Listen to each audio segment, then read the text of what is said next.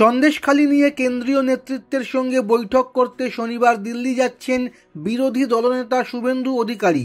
BJP সূত্রে খবর, দিল্লিতে কেন্দ্রীয় স্বরাষ্ট্রমন্ত্রী অমিত শাহ এবং বিজেপির সর্বভারতীয় সভাপতি জেপি নাড্ডার সঙ্গে বৈঠক করতে পারেন তিনি। এ রাজ্যের সন্দেশখালির পরিস্থিতি ছাড়াও প্রধানমন্ত্রী নরেন্দ্র মোদীর আসন্ন বাংলা সফর নিয়েও আলোচনা হতে পারে ওই বৈঠকে উপস্থিত থাকবেন রাজ্য বিজেপির সভাপতি সুকান্ত মজুমদারও। শনিবার সন্ধ্যায় জওহরলাল নেহরু বিশ্ববিদ্যালয়ে সন্দেশখালির পরিস্থিতি নিয়ে বক্তৃতা করবেন সুকান্ত। তারপরেই তিনি যোগ দেবেন ওই বৈঠকে। গত কয়েকদিন ধরে সন্দেশখালি নিয়ে একের পর এক কর্মসূচি নিয়েছে রাজ্য বিজেপি। বিভিন্ন কমিশন সন্দেশখালি আসায় তার থেকেও সুবিধা নিতে চেয়েছে তারা। বিজেপি সূত্রে জানা গিয়েছে সেটাই চাইছেন দলের কেন্দ্রীয় নেতারা। সুকান্ত তো বটেই, শুভেন্দুও সন্দেশখালি গিয়েছেন, বাধা পেয়েছেন একাধিকবার। সেই সঙ্গে দলের বিভিন্ন মোর্চার নেতৃত্বে সন্দেশখালি অভিযান চালাচ্ছেন।